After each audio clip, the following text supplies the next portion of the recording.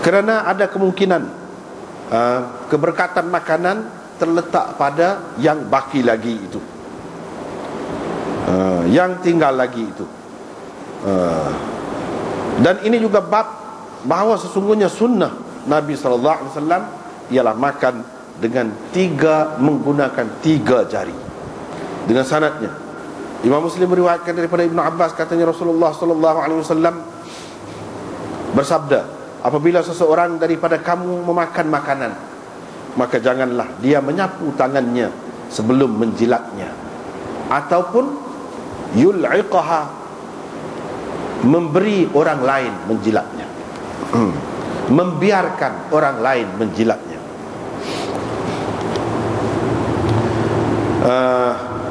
Dengan sanadnya Imam Muslim meriwayatkan daripada Ibnu Abbas lagi, katanya Rasulullah SAW bersabda, apabila seseorang daripada kamu memakan makanan, maka janganlah dia menyapu tangannya sebelum menjilatnya, ataupun memberi orang lain menjilatnya.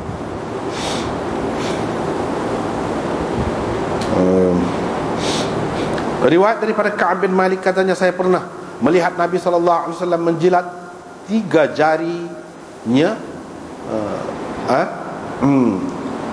selepas makan.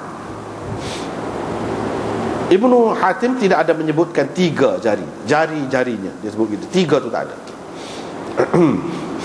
Ibnu Abi Syaibah dalam riwayatnya menyebutkan Abdurrahman bin Ka'ab daripada ayahnya. Jadi bukan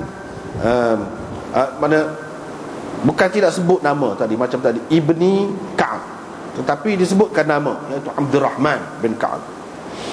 Dengan sanadnya Imam Muslim meriwayatkan daripada Ka'ab bin Malik, katanya Rasulullah SAW selalu makan menggunakan dengan 3 jarinya, dan beliau menjilat jarinya sebelum menyapunya. Dengan sanadnya Imam Muslim meriwayatkan daripada Ka'ab bin Malik lagi, bahawa Rasulullah SAW makan dengan 3 jari. Apabila selesai, baginda menjilat. Riwayat daripada ini dengan sanad satu lagi seperti itu juga, dan sanad seterusnya daripada Jabir, bahawa Nabi SAW menyuruh menjilat jari jemari dan bekas makanan. Dan baginda bersabda, sesungguhnya kamu tidak tahu di tempat mana, di bahagian manakah terletak barakah. Riwayat daripada Jabir, katanya Rasulullah SAW bersabda, kalau cebisan makanan seseorang kamu terjatuh, maka hendaklah dia mengambilnya dan menyapu apa-apa yang terlekat, apa-apa yang mengenainya, dan hendaklah dia memakannya.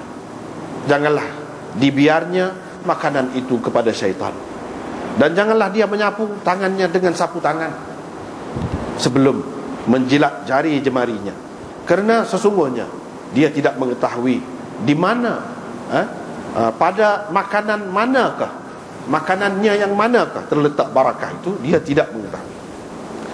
Riwayat dengan sanad satu lagi seperti itu juga, cuma dia kata jangan dia sapu tangannya dengan sapu tangan sebelum menjilatnya, ataupun yul'iqaha, memberi orang lain menjilatnya. Wa ma ba'dahu, dan hak selepas itu ada diriwayatkan oleh perawi riwayat ini. Dengan sanadnya Imam Muslim meriwayatkan daripada Jabir, katanya saya telah mendengar Nabi SAW bersabda, sesungguhnya syaitan menghadiri segala pekerjaan yang dilakukan oleh kamu, sehingga dia menghadiri seseorang daripada kamu pada ketika makannya. Apabila terjatuh cebisan makanan daripada seseorang kamu, maka hendaklah ia menghilangkan apa-apa yang melekat ataupun yang mengenainya, kemudian memakannya. Janganlah dibiarnya makanan itu kepada syaitan. Apabila dia selesai makan, maka hendaklah dia menjilat jari jemarinya, kerana dia tidak mengetahui pada makanan, pada bahagian manakah daripada makanannya terletak barakah. Dengan sanad satu lagi seperti itu juga, cuma dia sebut apabila luqmah, suapan ataupun cebisan makanan terjatuh daripada seseorang kamu, suapan makanan seseorang kamu terjatuh, dan hingga ke akhir hadis. Tapi di awal hadis tu tidak ada disebut dalam riwayat ini inna syaitan yahduru ahadakum, tu tak ada. Supaya riwayat sebelumnya, riwayat daripada Jabir daripada Nabi sallallahu alaihi wasallam tentang menyebutkan jilatan jari. Riwayat daripada Jabir daripada Nabi sallallahu alaihi wasallam, dalam riwayat ini dia ada sebut cebisan makanan ataupun suapan makanan, serupa dengan hadis yang tersebut sebelum ini. Riwayat daripada Anas bahawa Rasulullah sallallahu alaihi wasallam apabila makan makanan, dia akan menjilat jari, 3 jari. Perawi berkata, dan baginda bersabda, jika suapan ataupun cebisan makanan seseorang kamu terjatuh, maka hendaklah dia menghilangkan apa-apa yang mengenainya, waliyakulha, dan hendaklah dia makan. Janganlah dibiarnya makanan itu kepada syaitan. Nabi SAW menyuruh kami supaya menyapu, melicinkan bekas makanan.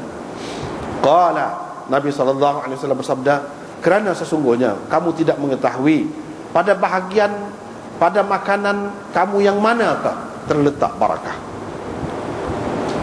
Dengan sanad satu lagi, Imam Muslim meriwayatkan daripada Abi Hurairah daripada Nabi SAW katanya, apabila seseorang daripada kamu makan, maka adalah dia menjilat jari jemarinya, kerana dia tidak mengetahui di manakah terletak barakah. Dalam riwayat satu lagi, Nabi SAW bersabda, hendaklah seseorang kamu melicinkan bekas makanannya. Dan baginda bersabda, pada makanan kamu yang manakah terletak barakah ataupun diberkati untuk kamu. Yani kamu tidak mengetahui pada makanan kamu yang manakah ada berkah ataupun diberkati untuk kamu.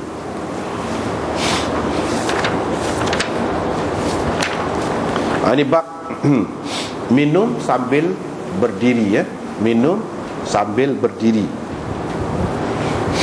Kalau kita tengok hadis-hadis tadi, nampak ada 2 macam kan. Ada hak boleh minum, ada hak mula-mula tu tak boleh, larangan minum. Dan akhir sekali tu hak larangan tu beratlah. Siapa dia suruh, kalau terlupa pun minum sambil berdiri tu, dia suruh muntahkan. Maknanya kiranya pisah jolok biar muntah. Itu dalam riwayat yang terakhir, hak larangan. Lepas tu riwayat yang menunjukkan boleh minum sambil berdiri, Tetapi riwayat yang menyatakan boleh minum sambil berdiri ini berkait dengan minum air Zam-Zam sahaja. Hak Imam Muslim buat mari, hak tu saja. Hak lain-lain tak ada.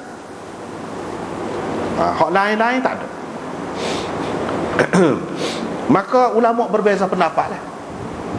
Ada yang mengatakan minum sambil berdiri itu haram, tak boleh. Bahkan 2 hadis yang berbeza ni, kata dia, yang menunjukkan boleh itu mansukh. Yang menunjukkan tak boleh, larangan, itu nasikh, yang memansukhkannya. Mana kita kena pakai minum sambil duduk, tak boleh berdiri. Ini pendapat Ibnu Hazm. Pendapat Ibnu Hazm. Ada juga yang mengatakan bahawa, ini pendapat yang kedua, hadis-hadis ni ada 2 macam, tetapi ditarjihkan hadis yang membolehkan minum sambil berdiri. Ditarjihkan hadis itu. Sebab apa? Hadis yang menunjukkan boleh minum sambil berdiri lebih kuat kedudukannya. Ini pendapat Asram, dan ramai lagi yang lain seperti Qadhi Iyad apa, dia kata hak tu lebih kuat. Bahkan Qadhi Iyad mendhaifkan hadis Muslim hak ujung tu. Dia mendhaifkan hadis. Hak suruh mutah tu, dia kata dhaif, nanti kita tengok akan datang. Ada juga pendapat yang ketiga yang mengatakan 2 macam hadis ni, hak larang itu dimansuhkan. Yang menyatakan minum sambil berdiri itu yang nasikh, itu yang memansuhkan. Maknanya sekarang ni boleh. Hak tak boleh tu dulu, cerita dulu. Hak larangan tu cerita dulu. Itu yang ketiga. Yang keempat, dia kata kedua-dua hadis ini boleh pakai. Cuma Hadis hak larang tu bukan dengan makna haram, tapi dengan makna makruh tanzihi.